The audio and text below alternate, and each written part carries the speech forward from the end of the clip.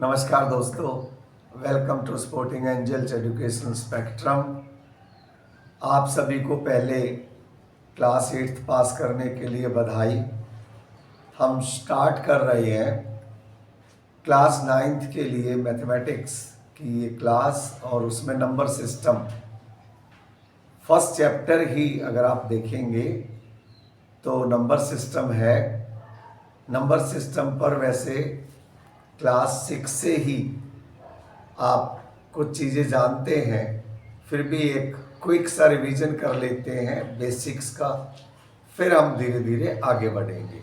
तो आइए स्टार्ट करते हैं बिल्कुल बेसिक्स से। आपने क्लास 6 में सीखा है कि नेचुरल नंबर्स क्या होते हैं। All the counting numbers, right, all the counting numbers are known as natural numbers. Therefore, the smallest natural number is 1. The largest you cannot tell. They are denoted by n. Talk about whole numbers.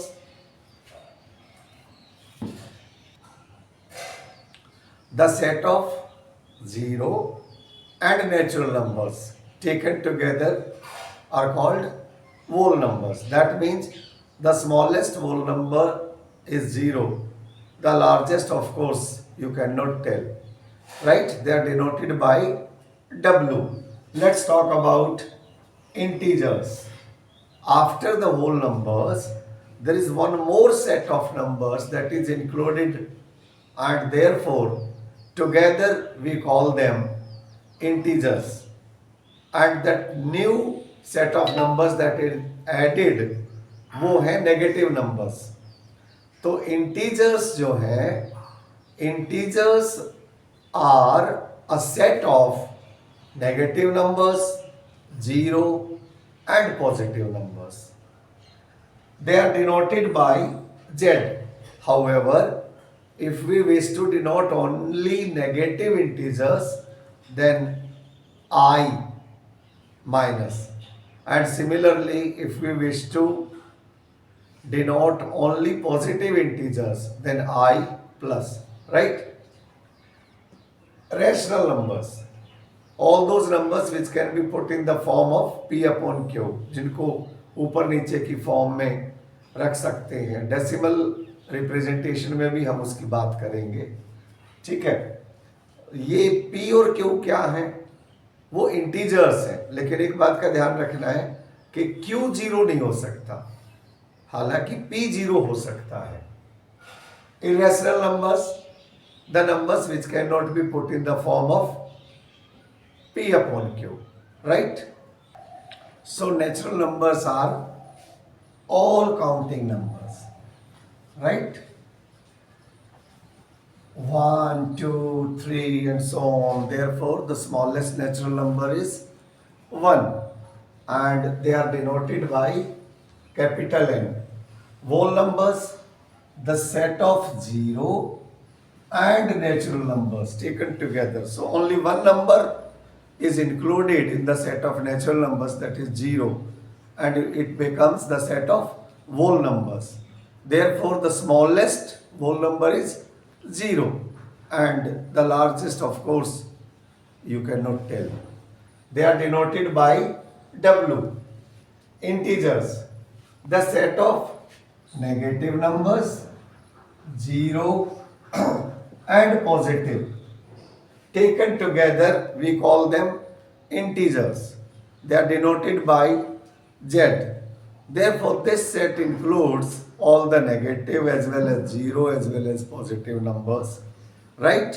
So it is impossible to tell the smallest integer as well as the largest integer. Let's talk about rational numbers. Rational numbers are numbers which can be put in the form of p upon q, जिनको हम बटे में रख सकते हैं गांव की भाषा में, यानी कि where what is this p and q? P and q both are integers, and the denominator q should not be 0, right? So all these numbers are rational numbers. and the numbers which cannot be put in the form of P upon Q are known as irrational numbers. All these numbers taken together, rational as well as irrational, they make another set that is called set of real numbers, right? That means all these are the subset of the set of real numbers. Then again, there is one more set of numbers, that is imaginary numbers. So together the number system is formed with two subsets, that is imaginary and real. और real के परिवार में फिर दो और हो गए, rational irrational, और इस तरह से ये सारे उसी का सबसेट हैं। यहां तक हम समझ गए हैं। All the real numbers can be represented on the number line. That means each point on a number line represents some number, whether it is rational or irrational, right?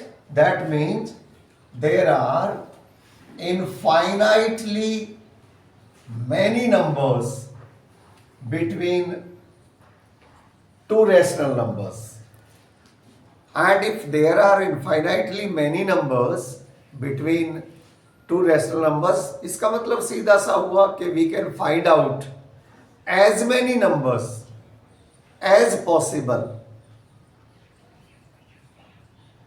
Infinite number of numbers, जितने हमसे कहे जाएं उतने हम find out कर सकते हैं दो रैशनल नंबर्स के बीच में, right?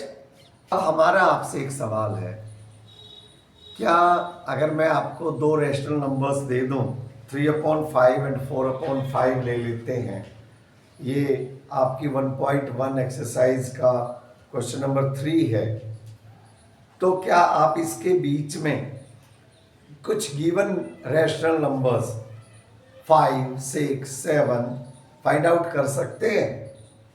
We have to find out, चलिए let's take it 5, find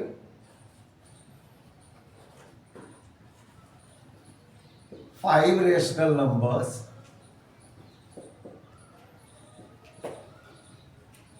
between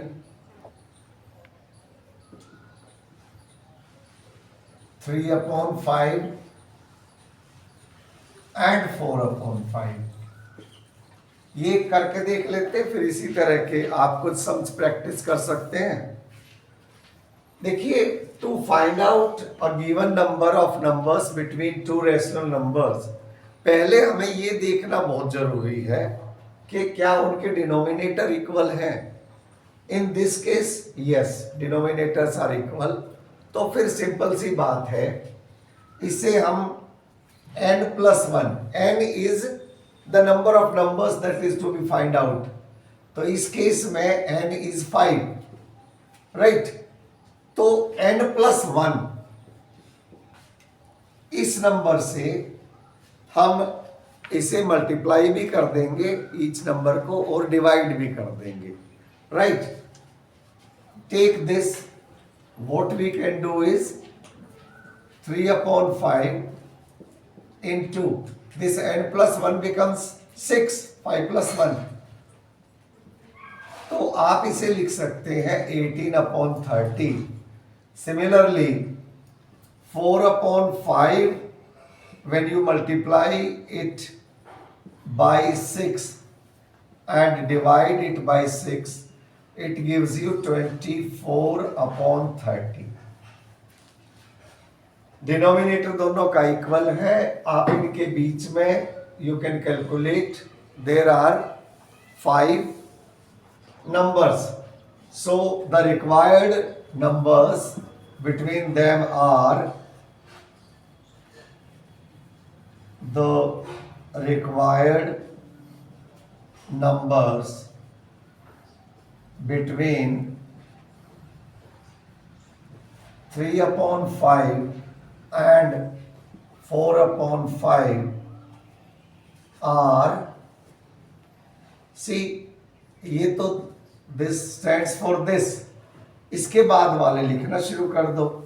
19/30, 20/30, 21/30, 22/30 and 23/30. Similarly, you can practice some more sums. ठीक है दोस्तों, आपसे एक सवाल है और ये आपका क्वेश्चन नंबर 1 भी है एक्सरसाइज 1.1 का। क्या 0 एक रैशनल नंबर है? यस, 0 एक रैशनल नंबर है। और ये रैशनल नंबर क्यों है, आगे इसने पूछा भी है सेकंड पार्ट में। क्या आप 0 को P/Q की फॉर्म में लिख सकते हैं? यस, डेफिनेटली लिख सकते हैं। 0 can be written as 0/1, right. तो 0/1 is defined, whereas 1/0 is not defined because divisibility by 0 is not defined. ठीक है दोस्तों, so 0 is a rational number. It can certainly be put in this form, that is P/Q, where both P and Q are integers and Q is not equal to 0. That's what we were to tell, right? तो इतना अगर आप बता देते हैं तो काफ़ी है। ठीक है दोस्तों, इसमें जो क्वेश्चन नंबर 2 दिया है वो आप में से हर एक अपने आप कर सकता है। 3 और 4 के बीच में आपको फाइंड आउट करने हैं कुछ रैशनल नंबर्स। ठीक है, कोशिश कीजिए। मुझे तो पूरा विश्वास है आप में से हर किसी ने कर लिया होगा, फिर भी एक बार देख लीजिए। 6 नंबर्स फाइंड आउट करने हैं तो n+1 इज 7 और 3 को आप लिख सकते हो 3/1, this can be written as 21/7 and 4 gives you 28/7। तो इनके बीच के जो 6 रिक्वायर्ड नंबर्स हैं वो 22/7, 23/7, 24/7, 25/7, 26/7 एंड 27/7। तो ये तो ज़्यादा इजी था। इसी तरह का हर बार 9th में एक सवाल तो आएगा, तो 2 नंबर ये तो आपके समझ लो पक्के हैं। अब मैं आपसे कुछ चीज़ें पूछना चाहता हूँ, आपको बस ट्रू और फॉल्स बताना है। लेकिन आपको ये भी पता होना चाहिए ट्रू और फॉल्स वो है क्यों। यानी कि 1.1 का क्वेश्चन नंबर 4 इसी पे बेस्ड है। चलिए देखते हैं। The first one is every natural number is a whole number. ये तो ट्रू हुआ या फॉल्स हुआ? Every natural number is a whole number. See, it is true. और ट्रू क्यों है? ट्रू ये इसलिए है कि सारे नेचुरल नंबर तो होल नंबर होते ही हैं और उसमें एक और एक्स्ट्रा नंबर भी होता है, दैट इज 0। तो सारे नेचुरल नंबर तो है ही उसमें। अब क्या every integer is a whole number? क्या सारे इंटीजर्स होल नंबर है? No, the answer is false. क्यों? क्योंकि जो नेगेटिव इंटीजर्स होते हैं, see the set of integers includes positive numbers, 0, negative numbers। तो नेगेटिव नंबर्स इंटीजर्स में तो होते हैं लेकिन होल नंबर में तो नहीं होते। Similarly every rational number is a whole number. सभी रैशनल नंबर होल नंबर नहीं हो सकते, ये भी फॉल्स है। ठीक है, क्योंकि जो रैशनल नंबर्स होते हैं वो तो P/Q की फॉर्म में होते हैं। तो इस तरह से 1.1 क्योंकि जस्ट बिगिनिंग हो रही है तो ज़्यादा इजी है। अब में से हर एक ने 5-7 मिनट में कर ली होगी। अब हम आगे बढ़ते हैं और एक्सरसाइज 1.2 अगले वीडियो में करते हैं। ठीक है दोस्तों।